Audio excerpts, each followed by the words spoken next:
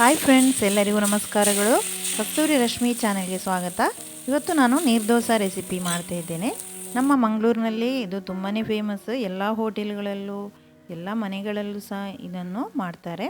ಬನ್ನಿ ಫ್ರೆಂಡ್ಸ್, ಹಾಗಾದರೆ ಈ ರೆಸಿಪಿಯನ್ನು ಹೇಗೆ ಮಾಡೋದು ಅಂತ ನೋಡುವ. ನಾನಿಲ್ಲಿ 2 ಲೋಟದಷ್ಟು ಬೆಳ್ತಿಗೆ ಅಕ್ಕಿಯನ್ನು ತಗೊಂಡಿದ್ದೇನೆ. ಅದನ್ನು ಈಗ ಒಂದು 4 ರಿಂದ 5 ಸಲ ಚೆನ್ನಾಗಿ ತೊಳೆದು ಈಗ ಒಂದು 3 ರಿಂದ 4 ಗಂಟೆಯಷ್ಟು ಹೊತ್ತು ನಾವಿದನ್ನು ನೆನೆಯಲಿಕ್ಕೆ ಬಿಡುವ. ಈಗ ನೆಂದಿದೆ. ನಾವೀಗ ಇದನ್ನು ಒಂದು 2 ಸಲ ತೊಳೆದು ಈಗ ಮಿಕ್ಸಿ ಜಾರಿಗೆ ಹಾಕುವ. ಈಗ ನಾನು ಮಿಕ್ಸಿ ಜಾರಿಗೆ ಇದನ್ನು ಹಾಕ್ತಾ ಇದ್ದೇನೆ. ಇದು ಗ್ರೈಂಡರಲ್ಲಿ ಸಹ ಕಡಿಬಹುದು. ಗ್ರೈಂಡರಲ್ಲೇ ಸಹ ತುಂಬಾ ನೈಸಾಗಿ ನಾವಿದನ್ನು ಗ್ರೈಂಡ್ ಮಾಡಬೇಕು. ಮಿಕ್ಸಿ ಜಾರಲ್ಲಿ ಸಹ ತುಂಬಾ ನೈಸಾಗಿ ನಾವು ಗ್ರೈಂಡ್ ಮಾಡಬೇಕು ನೀರ್ದೋಸೆಗೆ. ಈಗ ನಾನು ನೀರನ್ನು ಹಾಕ್ತಾ ಇದ್ದೇನೆ. ಈಗ ರುಚಿಗೆ ತಕ್ಕಷ್ಟು ಉಪ್ಪನ್ನು ಹಾಕ್ತಾ ಇದ್ದೇನೆ.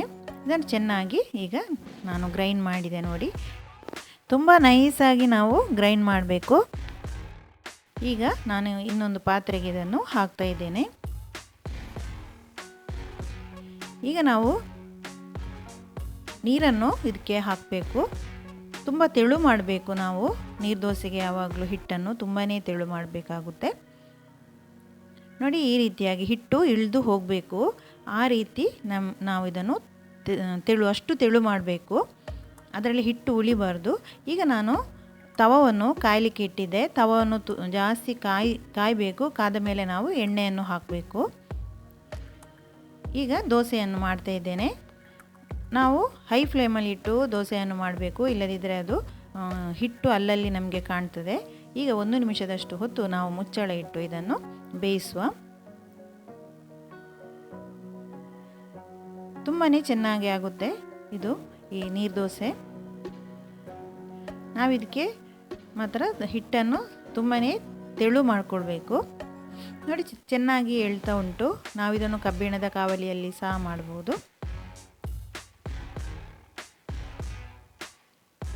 ಈಗ ಎಲ್ಲ ದೋಸೆಯನ್ನು ಸಹ ಅದೇ ರೀತಿ ಮಾಡ್ತಾ ಇದ್ದೇನೆ.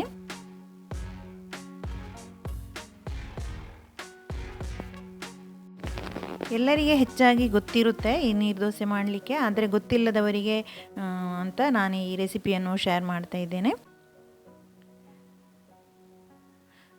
ನಾವು ತೆಳುವಾಗಿ ಹಿಟ್ಟನ್ನು ಇದಕ್ಕೆ ಹಾಕಬೇಕು ಕಾವಲಿಗೆ. ನೋಡಿ ಎಷ್ಟು ಚೆನ್ನಾಗಿ ತೆಳುವಾಗಿ ಬಂದಿದೆ. ಇದು ಚಟ್ನಿ, ಸಾಂಬಾರು, ಪಲ್ಯ ಯಾವುದರ ಜೊತೆಗೆ ಸಹ ಇದನ್ನು ದೋಸೆಯನ್ನು ತಿನ್ಬೋದು. ನಾವಿಲ್ಲಿ ಹಿಟ್ಟನ್ನು ಆವಾಗ ಇದನ್ನು ಮಿಕ್ಸ್ ಮಾಡಬೇಕಾಗುತ್ತಿದ್ದರೆ, ಇಲ್ಲದಿದ್ದರೆ ಅಡಿಯಲ್ಲಿ ಹಿಟ್ಟು ಇರುತ್ತೆ ನೋಡಿ. ಈ ರೀತಿಯಾಗಿ ನಾವು ಮಿಕ್ಸ್ ಮಾಡಿಕೊಂಡು ದೋಸೆಯನ್ನು ಮಾಡಬೇಕು. ಆವಾಗ ದೋಸೆ ಪರ್ಫೆಕ್ಟಾಗಿ ಚೆನ್ನಾಗಿ ಬರುತ್ತೆ. ಮತ್ತು ನಾವು ದೋಸೆಯನ್ನು ಸಪ್ರೇಟಾಗಿ ಒಂದೊಂದು ದೋಸೆಯನ್ನು ಇಡಬೇಕು. ಮೇಲ್ಮೇಲೆ ಇಟ್ಟರೆ ಅದು ಎಲ್ಲವೂ ಅಂಟಿಕೊಳ್ಳುತ್ತೆ. ಅದಕ್ಕೆ ಅದು ಆರಿದ ಮೇಲೆ, ಒಂದು ದೋಸೆ ಆರಿದ ಮೇಲೆ ಅದನ್ನು ಇನ್ನೊಂದು ದೋಸೆ ಮೇಲೆ ಇಡಬೇಕಾಗುತ್ತೆ. ಫ್ರೆಂಡ್ಸ್, ನಾನೀಗ ಎಲ್ಲ ದೋಸೆಯನ್ನು ರೆಡಿ ಮಾಡ್ಕೊಂಡಿದ್ದೇನೆ. ಈಗ ಸರ್ವ್ ಮಾಡ್ತಾ ಇದ್ದೇನೆ. ನೀರ್ದೋಸೆ ತೆಳುವಾಗಿ ಬಂದರೆ ನಮಗೆ ತಿನ್ನಲಿಕ್ಕೆ ಸಹ ತುಂಬಾ ಟೇಸ್ಟಿಯಾಗುತ್ತೆ ನೋಡಿ. ಎಷ್ಟು ಇದು ಮೇಲೆ ಅಂಟಿಕೊಳ್ಳಿಲ್ಲ. ನಾನು ಸಪರೇಟಾಗಿ ಹಾಕಿದ್ದೆ ನೋಡಿ. ಎಷ್ಟು ಚೆನ್ನಾಗಿ ಇದನ್ನು ಬಿಡಿಸಲಿಕ್ಕಾಗ್ತದೆ. ಎಷ್ಟು ತೆಳುವಾಗಿ ಬಂದಿದೆ ನಿಮಗೆ ಕಾಣ್ತಾ ಉಂಟು. ಫ್ರೆಂಡ್ಸ್, ಇವತ್ತು ನಾನು ಮಾಡಿದಂಥ ಈ ರೆಸಿಪಿ ನಿಮಗೆ ಇಷ್ಟವಾದರೆ ಪ್ಲೀಸ್ ಲೈಕ್ ಮಾಡಿ ಮತ್ತು ಫ್ಯಾಮಿಲಿ ಫ್ರೆಂಡ್ಸ್ ಜೊತೆ ನನ್ನ ಈ ವಿಡಿಯೋವನ್ನು ಶೇರ್ ಮಾಡಿ ಮತ್ತು ಚಾನೆಲ್ಗೆ ಸಬ್ಸ್ಕ್ರೈಬ್ ಮಾಡಿ. Thank you for watching. Bye.